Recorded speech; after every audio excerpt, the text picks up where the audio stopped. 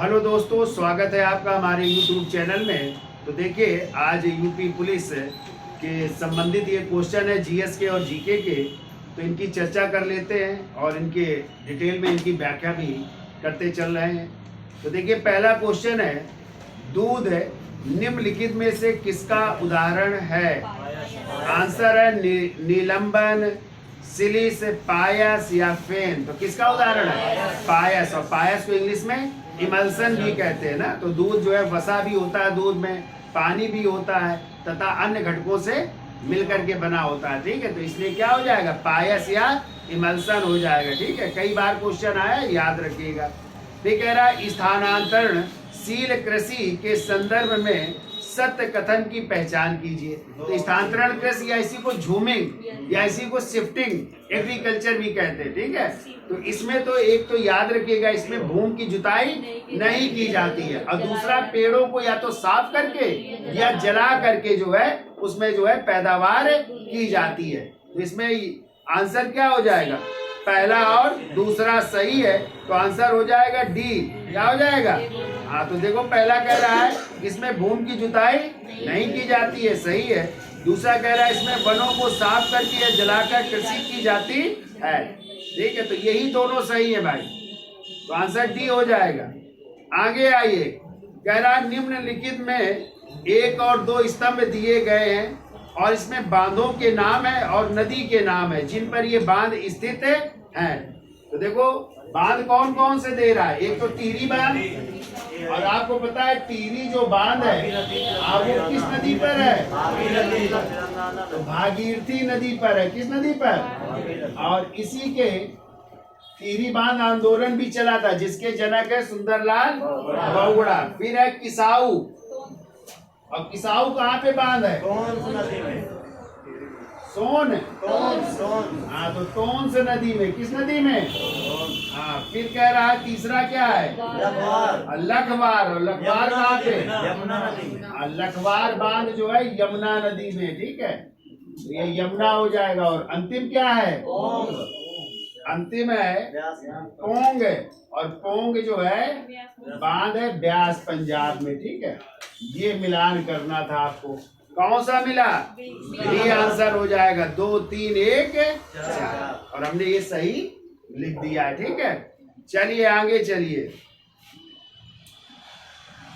कह रहा है बौद्धिक संपदा का निम्नलिखित में से कौन सा रूप दीर्घतम सुरक्षा प्रदान कर सकता है? पेटेंट। पेटेंट लोग करवा देते हैं ना, जिसका पेटेंट हो गया तो फिर कुछ हो नहीं सकता, उन्हीं का चलता रहता है। ठीक है, आगे आइए। फसल चक्र से किस प्रकार का लाभ प्राप्त किया जा सकता है? तो फसल चक्र में देखो, कह रहा है एक ही भूमि से कई प्रकार की फसल ली जा सकती है, सही है। फिर कह रहा है खरपतवार नहीं पनप, जब जुताई होती रहेगी तो खरपतवार भी नहीं होंगे, भी सही है। फिर कह रहा है मिट्टी की उर्वरा शक्ति प्राकृतिक रूप से बनी भी रहती है, भी सही है। तो इसमें तीनों सही हो जाएंगे भाई, 1, 2, 3। फिर कह रहा है अल नीनो के संदर्भ में असत्य कथन की पहचान करिए। अल नीनो कल अभी हम चर्चा भी कर रहे थे, पूरा नहीं हो पाया था। तो अल नीनो जो है, ध्यान रखिएगा, यह प्रशांत महासागर में बहने वाली एक गर्म जलधारा है। क्लियर? और फिर कह रहा है इसका नाम चाइल्ड क्राइस्ट भी है, और हमने आपको बताया था अल नीनो को ही कहते हैं शिशु ईसा। क्या कहते हैं? शिशु ईसा या चाइल्ड क्राइस्ट। क्योंकि इस जलधारा की उत्पत्ति होती है 25 दिसंबर को। कब होती है? और 25 दिसंबर को किसका जन्म दिवस होता है?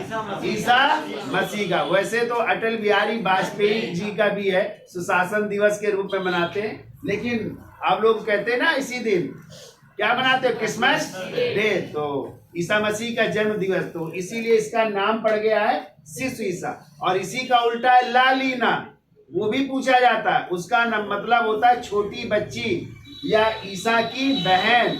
ठीक है, इसी का उल्टा होता है। ठीक है, और कहते हैं जब अल नीनो धारा चलती है तो अनावृष्टि होती है भारत में। अनावृष्टि का मतलब सूखा, और जब ला लीना चलती है तो अतिवृष्टि। अतिवृष्टि का मतलब बहुत बारिश होती है। ये याद रखिएगा, ये भी बिहार में आया है क्वेश्चन कि अल नीनो का अर्थ क्या होता है। क्या होगा? सिस ईसा या चाइल्ड ईसा या चाइल्ड जीसस है, कुछ भी कह सकते हैं, या चाइल्ड क्राइस्ट, कुछ भी कह सकते हैं। आगे आइए, कह रहा है भारतीय मानसून इससे प्रभावित होता है। अभी हमने बताया दोनों चीजें। अल नीनो में क्या होगा? अनावृष्टि, और ला लीना में क्या होगी? अतिवृष्टि। तो अनावृष्टि का मतलब सूखा, और अतिवृष्टि का मतलब अधिक वर्षा। ठीक है, तो भारत के ये मौसम में प्रभाव पड़ता है, याद रखिएगा। और फिर चौथा कह रहा है यह पेरू के तट पर प्रवाहित होती है, ये भी सही है। यानी यहाँ पे आंसर हो जाएगा सभी सत्य है, और इसको कई बार पढ़ लीजिएगा आप लोग। ठीक है, ये जरूर आता है। तो आ सकता है अल्लीनो का और ला लीना का। ठीक है, तो अल्लीनो का मतलब चाइल्ड क्राइस्ट या शिशु ईसा, और ला लीना का मतलब छोटी बच्ची या इन्हीं की बहन। ठीक है, क्राइस्ट की बहन भी कह सकते हैं। हाँ, चलिए आगे आते हैं। ऐसा कर जो आय बढ़ाने के साथ आय का एक बहुत बड़ा हिस्सा ले जाता है, क्या कहलाता है? तो प्रगतिशील कर कहलाता है। कैसा कर? हाँ, कह रहा भारत किस देश को लौह अयस्क का सर्वाधिक निर्यात करता? हमने पढ़ाया जापान को सर्वाधिक लौह अयस्क का निर्यात करता है, ये ध्यान रखिएगा आप लोग। ठीक है, निम्नलिखित में से कौन सा प्रत्यक्ष कर नहीं है? तो बिक्री कर, सेल टैक्स।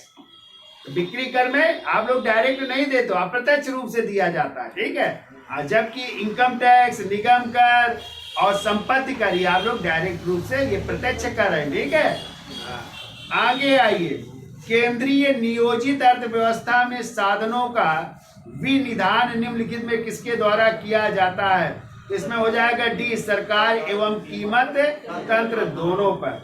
फिर कह रहा आर्थिक कल्याण का सर्वोत्तम माप कौन सा है? तो प्रति व्यक्ति वास्तविक है निवल राष्ट्रीय उत्पाद हो जाएगा, इसमें डी आंसर हो जाएगा। ठीक है, कह रहा है व्यापारिक बैंकों द्वारा जनित साख का नियंत्रण कौन करता है? तो भारतीय रिजर्व बैंक करती है। कौन करती है?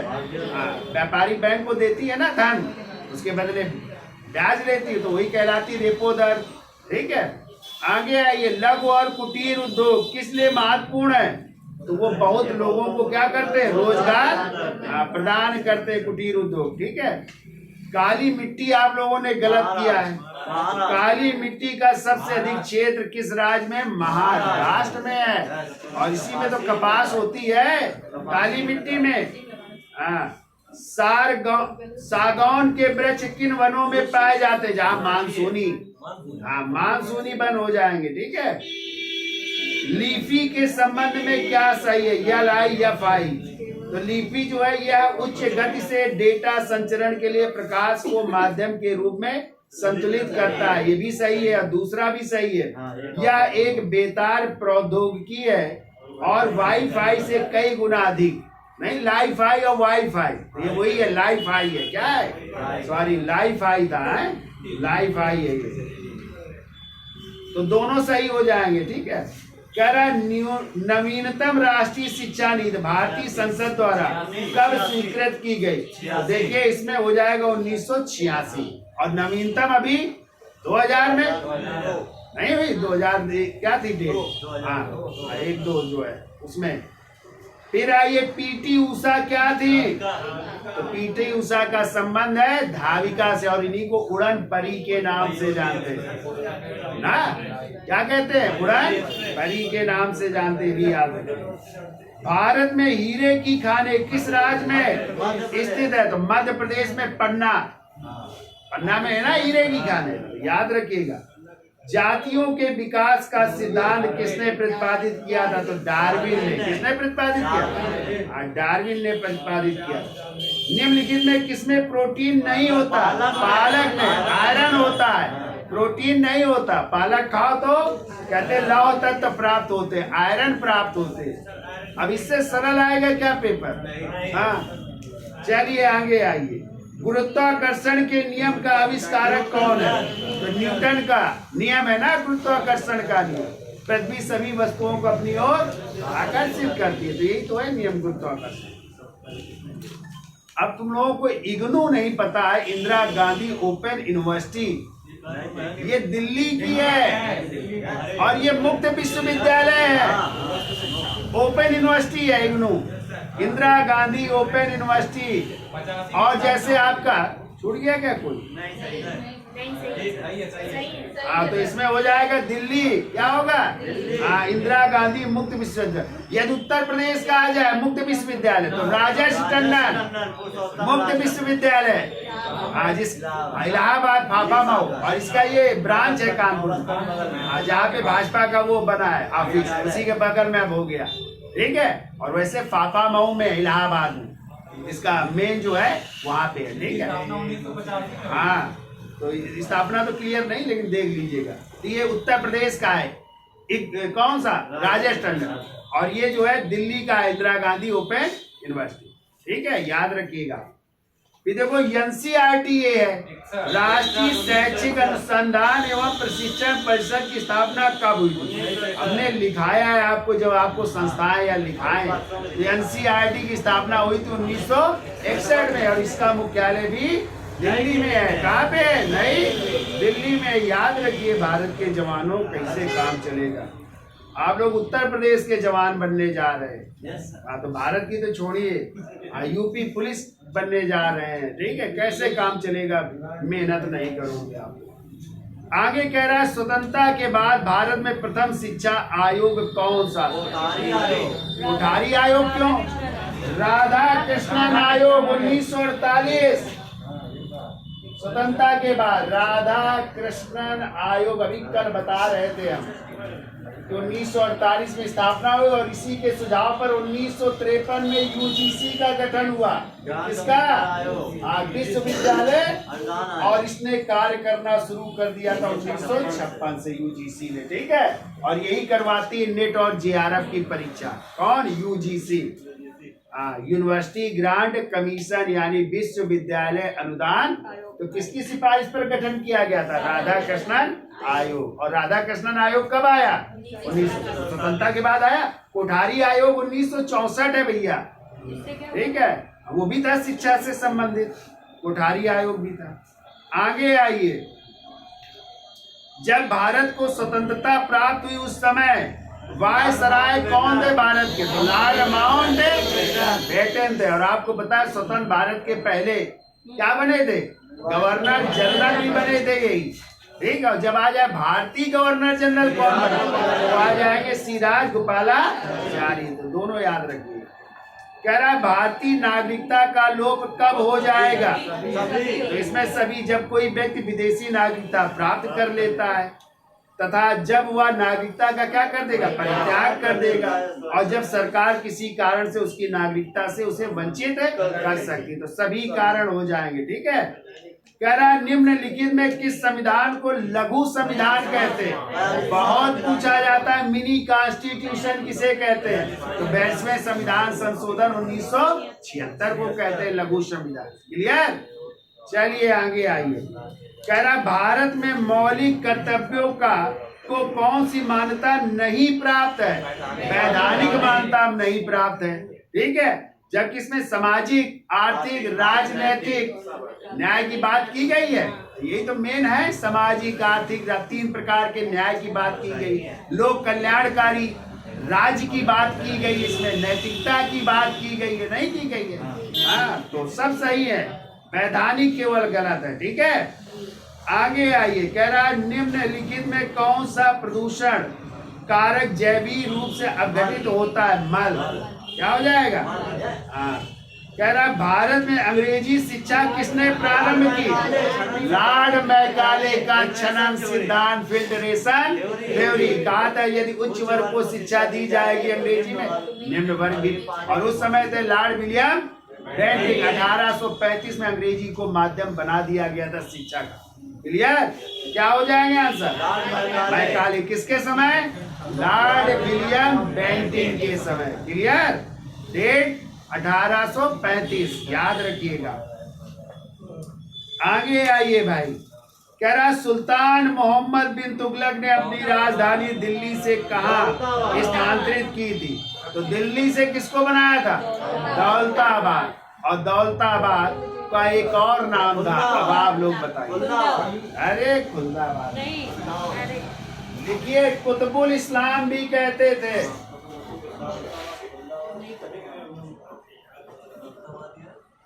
हमने लिखा है आपको, देवगिरी को किस नाम से जानते थे? कुतुबुल इस्लाम के नाम से जानते थे।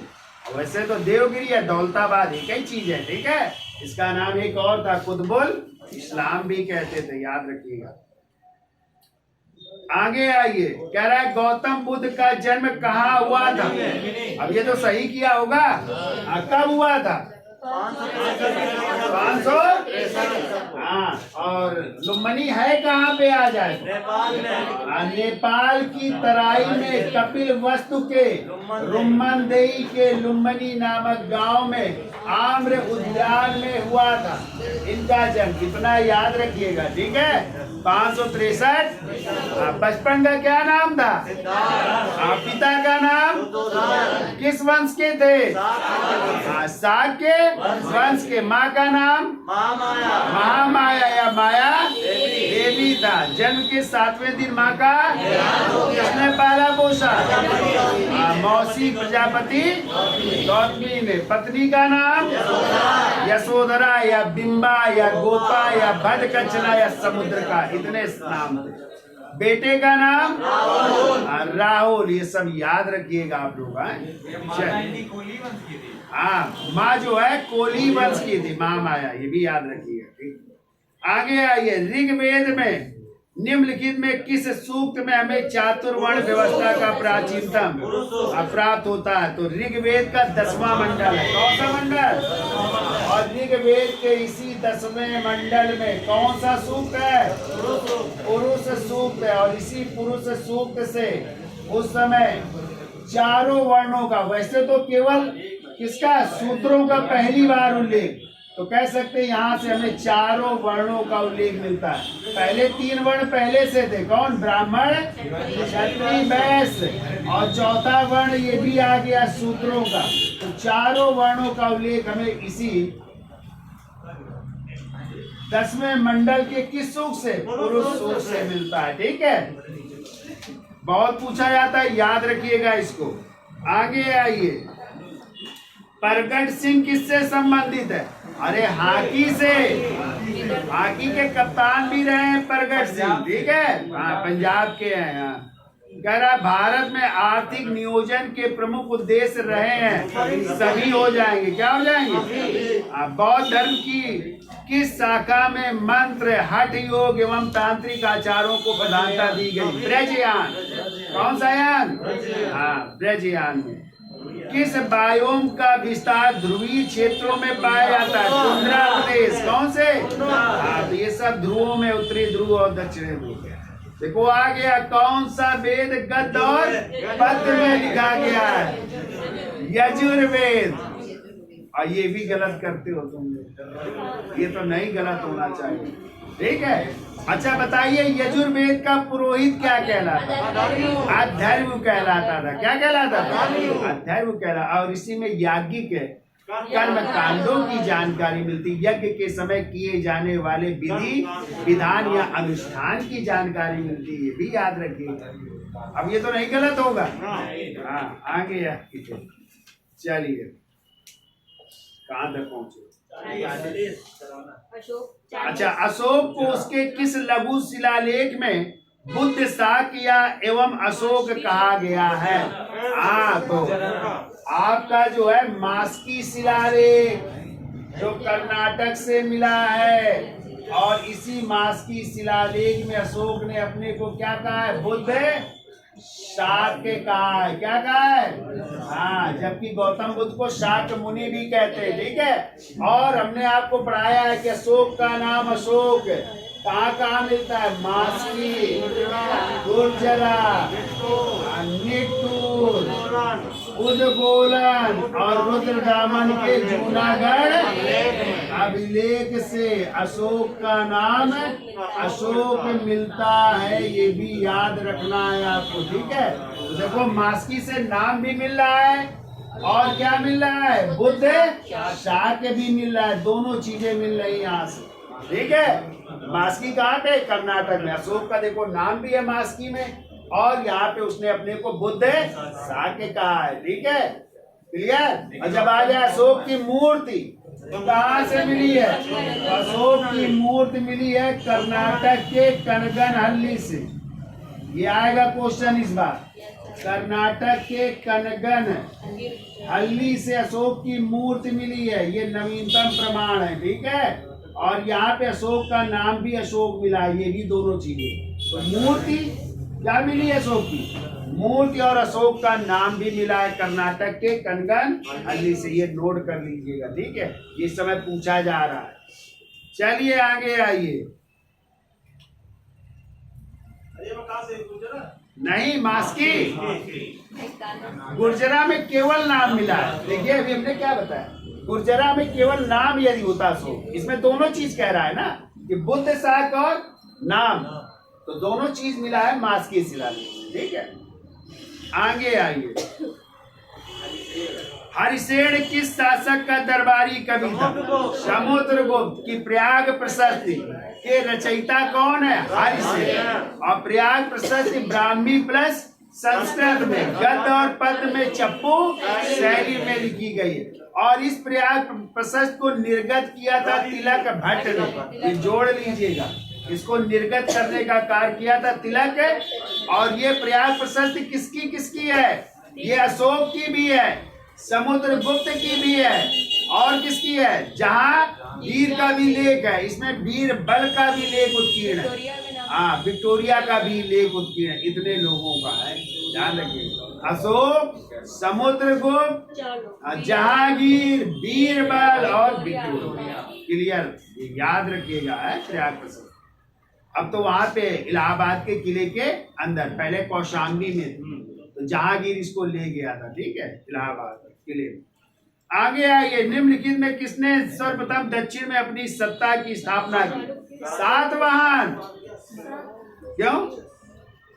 सातवाहनों ने नहीं स्थापित की? महाराष्ट्र का प्रतिष्ठान दक्कन, तो वही तो हो जाएगा। आगे आइए। कह रहा सर्वप्रथम, सातवाहनों ने नहीं की ना, सर्वप्रथम कह रहा है ना। कह रहा पुलकेशिन द्वितीय की एहोल प्रशस्ति की रचना किसने की थी? रवि कीर्त की रचना है, और ये भी संस्कृत में, और इसी में जो है ध्यान रखिएगा कालिदास का नाम भी उल्लिखित है। क्योंकि रवि कीर्त कहते हैं मैं भी जो है किसके समान हूँ? कालिदास के समान हूँ, चूंकि मैंने भी संस्कृत में इसको लिखा है, ध्यान रखिएगा, ये भी संस्कृत में। और इसमें इसी से जानकारी मिलती है, कौन सी? हर्षवर्धन और पुलकेशिन द्वितीय के बीच युद्ध हुआ था नर्मदा नदी के तट पर, जिसमें जो है हर्ष की क्या हुई थी? पराजय हुई थी। इसकी जानकारी भी रवि कीर्त की एहोल प्रशस्ति से ही मिलता है, ठीक है। आगे आइए भाई। कह रहा दिल्ली सल्तनत का वह प्रथम सुल्तान कौन था जिसने स्थायी सेना रखी? अलाउद्दीन खिलजी ने स्थायी सेना रखी थी, सैनिकों को नगद वेतन देना शुरू किया था, ठीक है। हाँ, घोड़ों को दागने की प्रथा शुरू की थी, सैनिकों का हुलिया लिखने की प्रथा शुरू की थी, ठीक है। ये सब बाजार नियंत्रण भी उनका। भैया सबसे पहले इक्ता किसने लगाया था? सर्वप्रथम इक्ता आ जाए तो मोहम्मद गोरी ने इक्ता प्रदान की थी, और यदि आ जाए व्यवस्थित रूप से इक्ता तो इल्तुतमिश ने सबसे पहले इक्ता प्रदान किया था कुतुबुद्दीन ऐबक को मोहम्मद गोरी ने, ठीक है। और जब व्यवस्थित रूप से इक्ता प्रथा की शुरुआत आ जाए तो फिर इल्तुतमिश हो। पूर्ण रूप से समाप्त कब हुई थी? इक्ता प्रथा जो है समाप्त चलती रही, फिर आगे चल करके यहाँ समाप्त हो गई थी। तो आगे आइए। फिर कह रहा है कि कौन सा? हजरत निजामुद्दीन औलिया किस संप्रदाय से संबंधित? तो चिश्ती संप्रदाय से थे, और चिश्ती संप्रदाय की स्थापना की थी ख्वाजा मोइनुद्दीन, जिनकी दरगाह है अजमेर में, ख्वाजा साहब के नाम से जानी जाती है। और इसी में हुए अमीर खुसरो भी थे, और अंतिम थे शेख सलीम चिश्ती, जिनके आशीर्वाद से जहांगीर का जन्म हुआ था, जिनका मकबरा है फतेहपुर सीकरी, ठीक है। इसीलिए जहांगीर के बचपन का नाम सलीम रखा गया था, उन्हीं के आशीर्वाद से हुआ था ना जन्म। आगे आइए। विजयनगर साम्राज्य किस नदी के तट पर स्थित था? तुंगभद्रा। किस नदी के तट पर? तुंगभद्रा नदी के तट पर स्थित था। और इसी विजयनगर साम्राज्य की स्थापना 1336 ईस्वी में अय्यर और बुक्का नामक दो भाइयों ने की। क्लियर? चलिए आगे आइए। कह रहा है किस सिख गुरु की हत्या औरंगजेब ने करवा दी थी? तो 9वें गुरु तेग बहादुर। अब इससे सरल पेपर नहीं आएगा, आएगा? इससे क्या और सरल की संभावना करते हो? तो कौन से गुरु थे? 9वें गुरु तेग बहादुर। तो बताइए जहांगीर ने किसकी मृत्युदंड दिया था? हाँ, तो गुरु अर्जुन देव को जहांगीर ने मृत्युदंड दिया था। वो 5वें सिख गुरु थे, गुरु अर्जुन थे। तो दोनों याद रखिएगा, जहांगीर ने 5वें सिख गुरु अर्जुन देव को और औरंगजेब ने 9वें गुरु तेग बहादुर को मृत्युदंड दिया। आगे कह रहा है लॉर्ड वेले जली की सहायक संधि पर किस निजाम ने हस्ताक्षर किए थे? तो हैदराबाद के निजामों ने और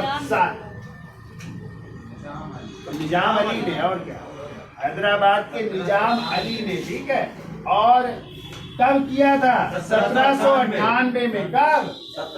1798 में जो है हैदराबाद के निजामों ने सहायक संधि स्वीकार की थी। किसकी? लॉर्ड वेले। और यदि क्वेश्चन आ जाए कि सहायक संधि स्वीकार करने वाला पहला राज्य कौन था? अवध। नहीं भैया, तब होगा अवध। क्या होगा? अवध के नवाब। हाँ, ये ध्यान रखिए, केवल आ जाए सहायक संधि स्वीकार करने वाला पहला राज्य अवध, और जब आ जाए लॉर्ड वेले जली की सहायक संधि स्वीकार करने वाला राज्य तो हैदराबाद के निजाम। क्लियर? ये पिछली बार टीजीटी का क्वेश्चन है, आ गया था कि दोनों आंसर थे और आया था सर्वप्रथम जो है सहायक संधि स्वीकार करने वाला राज्य, तो क्या होगा? अवध। आगे आइए। कह रहा कौन सा आंदोलन दक्षिण भारत से संबंध रखता था? इसका आंसर होगा श्री नारायण धर्म परिपालन योगम। इसकी स्थापना लिख लो 1903 में हुई थी। कब हुई थी? हाँ, और इसकी स्थापना की थी श्री नारायण गुरु ने। किसने? श्री नारायण गुरु ने। और इसी में नारा था एक जाति एक धर्म मानव जात के लिए एक ईश्वर। क्या नारा था? एक जाति एक धर्म मानव जात के लिए एक ईश्वर, ये नारा था। ठीक है, आगे आइए। फरवरी 1928 में सर्वदलीय सम्मेलन का सभापति कौन चुना गया था? तो मोतीलाल नेहरू चुने गए थे। ठीक है। संविधान में कौन सा संशोधन पंचायती राज व्यवस्था से संबंधित है? अभी कल हमने डिटेल में चर्चा की थी। 73वां संविधान संशोधन 1992 कौन से भाग में है? भाग 9 पंचायती राज व्यवस्था है ना। कौन सी अनुसूची जोड़ी गई? 11वीं अनुसूची जोड़ी गई। कितने अनुच्छेद जोड़े गए? 16 अनुच्छेद, जो अनुच्छेद 243 से 243 के अड़ा था। कल बताया था काका काका अंगा चाचा चाचा इया टाटा टाटा 15 ये होगा, 243। और विषय कितने हैं इसमें? 29 विषय हैं। कितने? क्लियर? हाँ, ठीक कह रहा है। संसद के लिए राष्ट्रपति का अभिभाषण कौन तैयार करता है? केंद्रीय मंत्रिमंडल तैयार करती है। ठीक है, राष्ट्रपति का अभिभाषण। आगे आइए। कह रहा भारत का नागरिक निम्नलिखित में से किसकी अनुमति प्राप्त किए बिना किसी विदेशी राष्ट्र से कोई उपाधि स्वीकार नहीं कर सकता? तो बिना राष्ट्रपति की अनुमति से। और अनुच्छेद 18 उपाधियों की बात की गई है ना। केवल किन 2 क्षेत्रों में दी जाएगी? सैन्य में और शिक्षा के क्षेत्र में दी जाएगी। बाकी उपाधियां प्राप्त करने के राष्ट्रपति की अनुमति जरूरी है। आगे आइए। निम्नलिखित में से कौन सी स्थलाकृति ज्वालामुखी क्रिया से संबंधित नहीं है? फ्योर्ड। फ्योर्ड ये घाटी टाइप बनाती है, नदी टाइप है, वो बनाती है। आगे आइए। कह रहा स्थलीय भाग सागरीय भाग की अपेक्षा शीघ्र गर्म व शीघ्र शीतल होते हैं। इस संदर्भ में सही कथन की पहचान करें। 1, 2 और 4 आप तो इसमें हो जाएगा स्थल संचालन द्वारा गर्म होता है। फिर कह रहा है जल का विशिष्ट तापमान ऊंचा होता है, और डी कह रहा है जल संवहन विधि से गर्म होता है। तो इसमें डी हो जाएगा 1, 2 और 4। कह रहा है विशाल लवणीय दलदल किसकी विशेषता? तो कच्छ की खाड़ी की, दलदली इलाका है, ठीक है। और यहीं पे पाए जाते जंगली गधे। अभी आया था जंगली गधे। हाँ, टेट में क्वेश्चन कि जंगली गधे कहाँ पाए जाते हैं? तो कच्छ की खाड़ी या कच्छ के रण में, ये भी याद रखिएगा। आगे आइए, भुगतान संतुलन के किस खाते पर भारत में रुपए की परिवर्तना लागू होती है? तो चालू खाता होता है। कौन सा मुद्रा का कार्य नहीं है भाई? मुद्रा का स्थिरीकरण नहीं है, ठीक है। अंतरराष्ट्रीय मुद्रा कोष किस सम्मेलन की देन है? तो ये हो जाएगा, लिखो ब्रेटन वुड सम्मेलन की देन है। और ये हुआ था 1944 में, लिखो 1944 में न्यू हैम्पशायर अमेरिका में। ये कहाँ पे पड़ता है ब्रेटन वुड? लिखो न्यू हैम्पशायर अमेरिका 1944 में, ठीक है। तो और अंतरराष्ट्रीय मुद्रा कोष का मुख्यालय आ जाता तो वाशिंगटन डीसी। हमने बताया था मुद्रा से संबंधित सबके मुख्यालय वाशिंगटन। फिर कह रहा है निम्नलिखित में किस उद्योग में सर्वाधिक श्रम शक्ति कार्यरत है? कपड़ा। कौन सा उद्योग हो जाए? कह रहा है कौन सी विद्युत चुंबकीय तरंगे हैं? एक्स किरणें। कौन सी किरणें? जैसे टीवी की तरंगे होती है, ठीक है। परा बैंगनी किरणें होती है, सब कैसी हैं? ये सब विद्युत चुंबकीय। गामा किरणें जो होती है वो भी सब विद्युत है चुंबकीय तरंगे होती है, ठीक है। आगे आइए, निम्नलिखित में कौन सी गैस ग्रीन हाउस प्रभाव उत्पन्न करती है? तो सबसे ज्यादा करती है कार्बन डाइऑक्साइड CO2, ठीक है। निम्नलिखित में कौन सा रोग बैक्टीरिया द्वारा उत्पन्न होता है? तपेदिक। कौन सा? जीवाणु द्वारा होता है तपेदिक। हीरे की चमक किस कारण उदाहरण है? तो उच्च अपवर्तनांक हो जाएगा। क्या हो जाएगा? कौन सी धातु मुक्त अवस्था में मिलती है? सोना। डेंगू ज्वर किसके कारण? वायरस, विषाणु के कारण होता है। कौन सा विटामिन घाव भरने में सहायक होता है? सी। खट्टेपन चीजें खाइए, ठीक है। विटामिन सी होता है। रक्त का थक्का जमाने में कौन सा विटामिन? ए। रक्त का थक्का ए। सोनार किसके परावर्तन पर कार्य करता है? ध्वनि तरंगों। और इसमें हमने पढ़ाया सोनार से समुद्री पता लगाया जा सकता है, समुद्री चीजों का पता लगाया जा सकता है। कुष्ठ रोग के, अच्छा ध्वनि तरंगे हो गई वो। ये कह रहा है कुष्ठ रोग के जीवाणु की खोज किसने की थी? हैंसन ने की थी। किसने? डायोप्टर किसका मात्रक है? लेंस की क्षमता, नहीं कहती जीरो डायोप्टर है। साल्ट पीटर किस धातु का अयस्क है?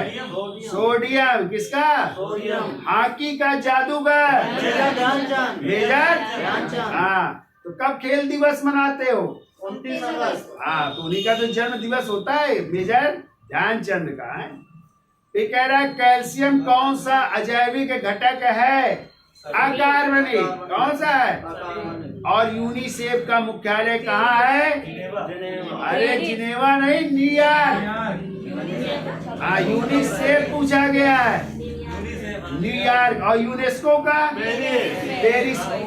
यूनेस्को का पेरिस। और यूएनओ का संयुक्त राष्ट्र संघ का, अरे मैनहट्टन न्यूयॉर्क नहीं है। WTO का, WHO का, WMO का, इन तीनों के मुख्यालय जिनेवा स्विट्जरलैंड में। याद रखिएगा, WTO, WHO, WMO तीनों के मुख्यालय जिनेवा में है। याद हो जाएंगे? नहीं याद होंगे। चलिए, सस्ती मुद्रा से अभिप्राय क्या है? तो देश की मुद्रा का अंतर्राष्ट्रीय बाजारों में आसानी से उपलब्ध होना हो जाएगा, ठीक है। परतदार चट्टानों के संदर्भ में निम्नलिखित में से कौन सा कथन सत्य है? तो इनका विस्तार परतों में होता है, सही है। चट्टानों के कण पूर्णतः कार्बनिक स्वभाव युक्त होते हैं, सही है। चट्टानें रवेदार नहीं होती, नहीं है, गलत है ये नहीं, ये सही है। चट्टानें रवेदार नहीं होती है, ठीक है, ये गलत है। इसकी संरचना अधिक दाब पर नहीं, चट्टानें रवेदार नहीं होती है, ये सही है। अब तो 1, 2, 3 सही होंगे। ये कह रहा है इसकी संरचना अधिक दाब पर ताप से निर्धारित होती है, गलत है। 1, 2, 3 हो जाएगा, ठीक है। देखो लेंगलुई हवाई अड्डा आ गया, किस राज्य में स्थापित है? मिजोरम में। कहाँ पे है? हाँ, तो लेंगलुई हवाई अड्डा है मिजोरम में। ये कह रहा है दी व्हीकल टू रिवाइवल नामक पुस्तक की रचना किसने की थी? R.D. प्रधान की है। किसकी है? नवयुग क्या है? ये है विद्युत लोकोमोटिव है, नवयुग, ठीक है। दुग्ध उत्पादन में भारत का विश्व में कौन सा स्थान है? पहले नंबर में है दुग्ध उत्पादन। हीरे के उत्पादक राष्ट्रों को बढ़ते क्रम में सजाइए। तो सबसे पहला हो जाएगा अंगोला, फिर चौथा घाना, तीसरा कांगो, दूसरा में बेल्जियम और पहले में दक्षिण अफ्रीका। तो भी आंसर हो जाएगा 5, 4, 3, 2, 1। कौन सी विधि द्वारा मिट्टी का संरक्षण किया जा सकता है? तो समुच्चय कंटूर कृषि हो जाएगा, फिर सीढ़ीनामा कृषि हो जाएगा और चौथा होगा फसल चक्र। 1, 2 और 4 हो जाएगा। समाधान योजना किससे संबंधित है? टैक्स विवाद से, कर विवाद से। अभी एक कंपनी आई थी सन लाइफ इंश्योरेंस कंपनी, किस देश की कंपनी है? कनाडा की। किसकी है? कह रहा है निम्नलिखित में से विचार करिए। अनुच्छेद 301 संपत्ति के अधिकार से संबंध है, ये गलत है। तो 300 का क्या है? एक कानूनी अधिकार बना दिया गया संपत्ति के अधिकार को, तो ये तो गलत हो गया पहला। ये कह रहा है संपत्ति का अधिकार एक विधिक अधिकार है किंतु यह मूल अधिकार नहीं है, ये सही है, केवल 2। और देख लो तीसरा, कह रहा है भारत के संविधान में अनुच्छेद 300 का उस समय केंद्र में कांग्रेस सरकार द्वारा 44वें संविधान संशोधन से अतः स्थापित किया गया, ये सही है? अरे ये गलत है, महान लोग मारेंगे डंडा। सुनो, उस समय मोरारजी देसाई की सरकार थी, जनता पार्टी की, याद रखिएगा। 78 की बात है, वही तो लाए थे 44वां संविधान संशोधन 1978। कांग्रेस की सरकार नहीं थी, इंदिरा गांधी चुनाव हार गई थी 77 वाला, वही लाई थी। 22वां संविधान संशोधन 1976 वो लाई थी, और 44वां आया था मोरारजी देसाई के समय, तो वो जनता पार्टी की सरकार थी। और सब मारे हो, क्या मारे हो? एक और क्या मारा है? 1 और 3 मारा है, 2 और 3 मारा है। 2 और 3 अच्छा आंसर है। इसमें होगा केवल 2 सही है। क्या सही है? अब याद रहेगा, ऐसे ही क्वेश्चन गलत होते हैं, ऐसे ही गलत होते हैं। अब आ गया कांग्रेस, तो मार गया कांग्रेस मरा है। अरे कांग्रेस की सरकार नहीं थी 78 में, मोरारजी देसाई प्रधानमंत्री थे, जनता पार्टी की सरकार थी, ठीक है। और अनुच्छेद 301 में व्यापार, वाणिज्य और समागम की स्वतंत्रता है, ठीक है। तो था अच्छा क्वेश्चन, और सबने गलत किया है, सबने, धुरंधरों ने भी गलत किया। आगे आइए, ये चीजें तो ध्यान रखनी है आप लोगों को। कह रहा संविधान के अंतर्गत युद्ध अथवा शांति की घोषणा करने की शक्ति किसमें निहित है? राष्ट्रपति में। फिर कह रहा भारत में संघ और राज्यों के लिए किस राज्य को छोड़कर एक ही संविधान है? अब सब हो गया, अब छोड़ दीजिए, पहले जम्मू कश्मीर था, अब सब जगह एक ही हो गया। निम्नलिखित में किस एक देश में प्रत्येक राज्य के लिए पृथक पृथक संविधान है? संयुक्त राज्य, वहाँ पे केंद्र का अलग है, राज्यों के लिए अलग है। निम्नलिखित समितियों में से कौन सी एक समिति संसद की स्थायी समिति नहीं है? तो वित्त मंत्रालय की परामर्शदात्री समिति ये नहीं है। बाकी देखो लोक लेखा समिति है, प्राक्कलन समिति है, सरकारी उपक्रम समिति है। तो आज है सबसे बड़ी समिति कौन सी होती है? प्राक्कलन समिति, जिसमें 30 सदस्य होते हैं और 30 लोकसभा से। और लोक लेखा समिति में कितने सदस्य? 15 सदस्य होते हैं। 22। 15 लोकसभा से और 7 राज्यसभा से। और इसी लोक लेखा समिति को किसकी जुड़वा बहन कहते हैं? प्राक्कलन समिति की जुड़वा बहन भी कहते हैं। याद आया? आया याद? हाँ, चलिए आगे आइए। अल्पकाल में एक फर्म उत्पादन तब बंद कर देगी जब इसमें ये हो जाएगा भाई, कीमत औसत परिवर्तनशील लागत से कम हो। आ गया कह रहा 2 देशांतर के मध्य की दूरी लगभग कितने किलोमीटर होती है? 111.32 और अक्षांशों के बीच 111 किलोमीटर। और एक देशांतर में कितने मिनट का अंतर? 4 मिनट का। पश्चिम में -4 मिनट और पूरब में +4 मिनट का अंतर होता है। ठीक है।